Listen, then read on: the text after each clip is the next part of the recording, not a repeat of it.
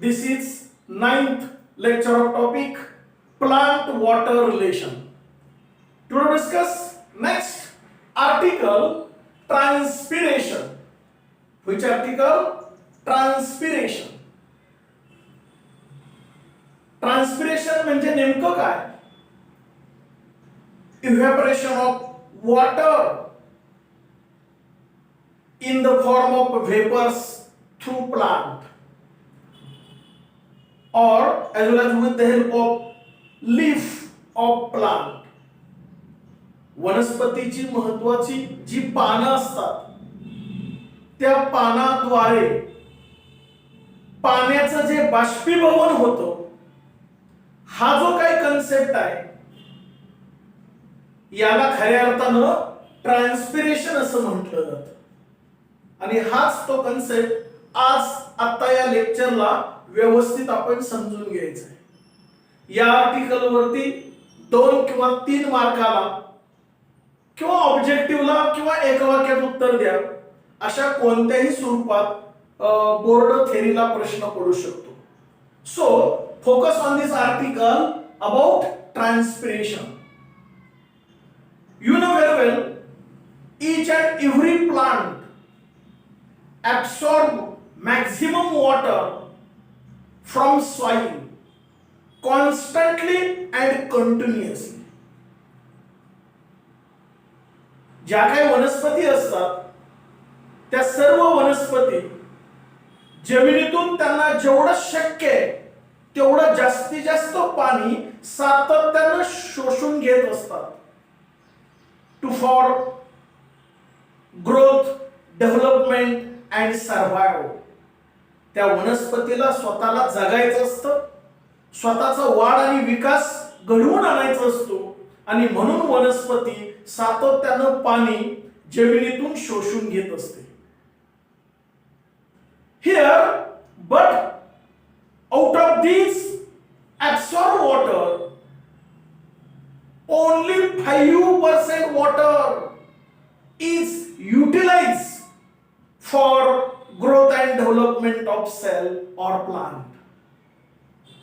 त्या वनस्पतीला स्वतःला जगायला किंवा पेशीची वाढ आणि विकास घडवून आणण्यासाठी फक्त त्यातलं 5% पाणी उपयोगात येतं. Near about 95% of absorbed water that can be vaporized means transpiration occurs because 95% absorbed water is excess water, surplus water. कोणती वनस्पती जे काही पाणी शोषून घेते त्यातलं 5% तिला स्वतःला जगण्यासाठी स्वतःची वाढ घडवून आणण्यासाठी उपयोगात पडतं. राहिलेलं 95% पाणी जादा झालेलं असतं, सरप्लस झालेलं असतं, एक्सेस असतं. मग हे जादा झालेलं पाणी हे बॉडीच्या बाहेर फेकून देणं गरजेचं आहे, इव्हॅपोरेट करणं गरजेचं आहे आणि म्हणून त्याचं इव्हॅपोरेशनचे सुद्धा प्रकार पडतात. Out of these 95% absorbed water, only 1% is evaporate from body with the help of leaves, but in liquid form. पाणी वनस्पती स्वतःच्या पानावाटे बॉडीच्या बाहेर फेकून देते. 1% पाणी बॉडीच्या बाहेर फेकून देते पण ते पाण्याच्याच लिक्विड स्वरूपात द्रव्य स्वरूपात 1% पाणी फेकून देते. That concept is called as a guttation. त्या कन्सेप्टला काय म्हणलं जातं? Guttation. And the part which is a special part called as a water stomata. त्याला वॉटर स्टोमॅटा म्हटलं जातं और हेडॅथोड्स. दुसरे त्या भागाचं नाव आहे हेडॅथोड. वॉटर स्टोमॅटा और हेडॅथोड releases 1%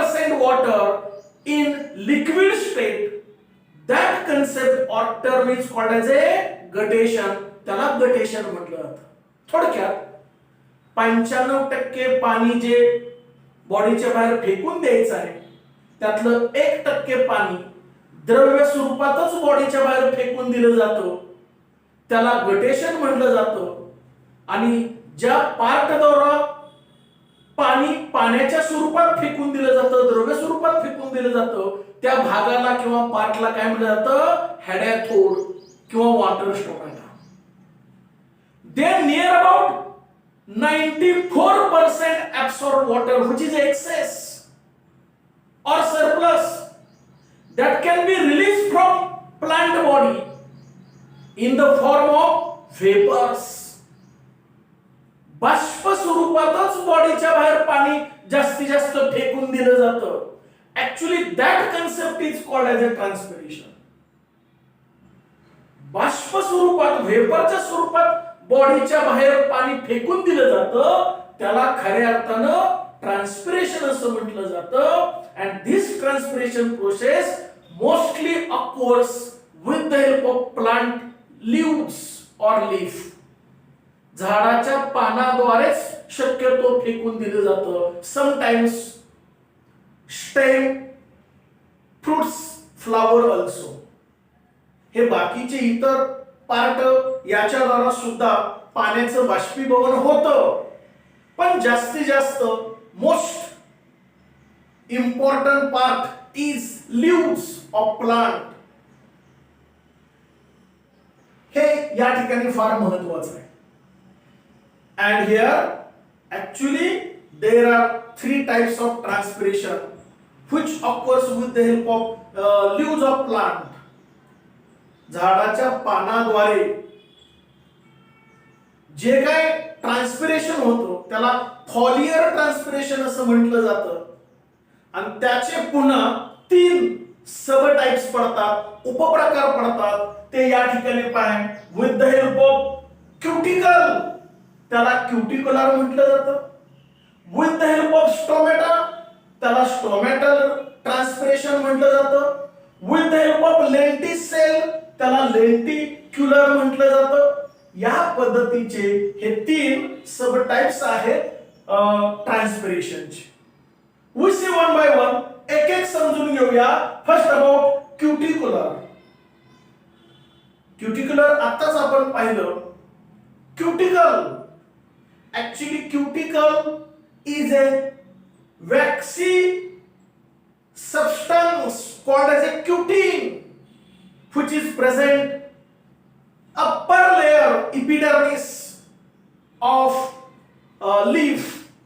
झाडाची जी पानं असतात, पानाच्या वरचा जो थर असतो तो जरा तेलकट असतो, ऑइली असतो, त्याला वॅक्सी सबस्टन्स म्हणजे क्युटिन असं म्हटलं जातं. हा तेलकट भाग जो आहे पानाच्या वरचा त्याला क्युटिकल असं म्हटलं जातं. आणि त्याच्या द्वारा जे ट्रान्सपिरेशन घडतं याला क्युटिकुलर ट्रान्सपिरेशन म्हटलं जातं. It of course near about 8 to 10%, 8 ते 10% क्युटिकुलर ट्रान्सपिरेशन घडत असताना दिसतं. and it also occurs only during daytime. दिवसाच या पद्धतीनं ट्रान्सपिरेशन घडत असतं, कारण सूर्यप्रकाश सुद्धा बऱ्यापैकी दिवसा असतो, प्रखर असतो आणि साहजिकच पाण्याचं बाष्पीभवन होण्यास मदत होते. आणि पानाला जो वरचा ऑइली थर असतो तेलकट त्याला क्युटिकल असं म्हटलं जातं. आणि त्या वरच्या थरातून ट्रान्सपिरेशन होतं, म्हणून तो पहिला प्रकार कोणता, क्युटिकुलर transpiration. Then second, stomata. Stomata means actually it is a small aperture. हे काय, small aperture आहे, slit like. It is also called as a pore, छिद्र. आपल्या त्वचेला जशी छिद्र असतात तशा पद्धतीचे छिद्र असतात, त्याला खऱ्या अर्थानं स्टोमॅटा असं म्हटलं जातं. Actually it is formed of 2 guard cells and accessory cells. Guard cell आणि accessory सेल यांच्या कॉम्बिनेशन मध्ये ही पोअर्स किंवा स्टोमॅटा बनताना आपल्याला दिसून येते. Actually these are present lower surface of leaves. जी काही छिद्र असतात, स्टोमॅटा असतात, तो समजा हे पान आहे, पानाच्या खालच्या बाजूला असतात, लोअर सरफेस ऑफ लीव्स, आणि पानाच्या खालच्या बाजूला ते छिद्र असतात, which is formed of two guard cells and accessory cells. त्याला खऱ्या अर्थानं आपण स्टोमॅटा असं म्हणतो. Here transpiration it takes place with the help of these openings or stomata, hence called as a stomatal transpiration. आणि म्हणून या प्रकाराला स्टोमॅटल ट्रान्सपिरेशन असं म्हटलं जातं. It occurs near about 90 to 93%. शक्यतो 90 ते 93% म्हणजे जास्तीत जास्त ट्रान्सपिरेशन कोणाच्या साह्यानं होतं, तर वनस्पतीच्या पानांना खालच्या बाजूला जी छिद्र असतात त्याद्वारेच ट्रान्सपिरेशन होतं, आणि तो प्रकार म्हणजे स्टोमॅटल ट्रान्सपिरेशन. 90 ते 93% घडतं. It also occurs during day time. शक्यतो दिवसाच या पद्धतीचं ट्रान्सपिरेशन झालेलं आपल्याला दिसून येतं. हा तो स्टोमॅटल ट्रान्सपिरेशनचा महत्त्वाचा प्रकार असेल. It also sub divided into 3 types. पुन्हा त्याचे 3 उपप्रकार पडतात. फर्स्ट इपिस्टोमॅटिक. इपी मीन्स अबाव, वरचं. एक्झाम्पल हायड्रोफाइट्स. ज्या वनस्पती पाण्यामध्ये असतात, पाण्यामध्ये कोणतं वनस्पती? Example lotus. लोटस हे पाण्यामध्ये असतं आणि त्याच्यामध्ये हा प्रकार घडतो इपिस्टोमॅटिक. इपी मीन्स अबाव, वरती छिद्र असतात, त्याच्याद्वारे पाण्याचं बाष्पीभवन होतं, तो हा प्रकार इपिस्टोमॅटिक. दुसरा हायपोस्टोमॅटिक. एक्झाम्पल झिरोफाइट्स. ज्या वाळवंटामध्ये वनस्पती आहेत, काटेरी वनस्पती असतात, या ठिकाणी एक्झाम्पल नेरियम दिलंय. काटेरी वनस्पती ज्या वाळवंटामध्ये असतात, झिरोफाइट्स, हायपोस्टोमॅटिक. हा तो दुसरा प्रकार असेल. आणि तिसरा एम्फिस्टोमॅटिक. मेसोफाइट्स. Example grass. म्हणजे या पद्धतीचं ती ओपनिंग असतात, छिद्र असतात, त्याला स्टोमॅटा म्हटलं जातं. आणि त्या स्टोमॅटाद्वारा वनस्पतीच्या बॉडीतलं जे काही 94% पाणी आहे ते बाष्पाच्या स्वरूपात बॉडीच्या बाहेर फेकून दिलं जातं. त्याला स्टोमॅटल ट्रान्सपिरेशन असं म्हटलं जातं. Last lenticular transpiration means such a type of transpiration takes place with the help of lenticell. lenticellच्या साहाय्यानं बाष्पीभवन होतं. मग आता lenticell म्हणजे काय? These are loosely arranged complementary cells. loosely arranged complementary cells असतात. lenticell is a pore tissue. म्हणजे अगदी पोरस, पोकळ किंवा छिद्र असल्यासारखं असतं. With large intercellular space. 2 पेशींच्या मध्ये रिकामी जागा असते, भुसभुशीतपणा असतो, पोकळपणा असतो, या पद्धतीच्या त्या पेशी असतात. Lenticels present in bark of stem. समजा वनस्पतीची फांदे, फांदीला जी वरची साल असते, सालला बार्क हा शब्द वापरला जातो. म्हणजे बुंद्याला किंवा फांदीला जी साल असते त्याच्यामध्ये लेंटिसेल्स असतात. Root and pericarp of fruit.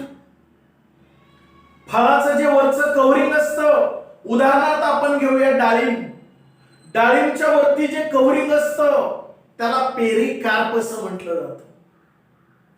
म्हणजे वरचं टणक आवरण असतं ते पेरिकार्प फ्रूटचं, किंवा फांदीची जी साल असते त्याच्यामध्ये लेंटिसेल्स असतात, त्या पोरस असतात, आणि 2 पेशींच्या मध्ये रिकामी जागा असते. अशा पद्धतीचे लेंटिसेल्स असतात. लूजली अरेंज असतात, रिकाम्या रिकाम्या अशा भुसभुशीत असतात. Only 0.1 to 1% transpiration occurs, such a type of lenticular transpiration. It also occurs during daytime. शक्यतो ट्रान्सपिरेशन हे दिवसाच घडत असतं, हे बेसिकली माहिती असणं गरजेचं आहे. या पद्धतीनं हा ट्रान्सपिरेशन नावाचा कन्सेप्ट आहे. थोडक्यात वनस्पतीच्या बॉडीमध्ये ज्यादा झालेलं पाणी, त्या पाण्याचं जे बाष्पीभवन होतं, या प्रकाराला आपण ट्रान्सपिरेशन असं म्हणतो. I hope you understand today's concept transpiration. Are you getting this? Is it clear? Okay.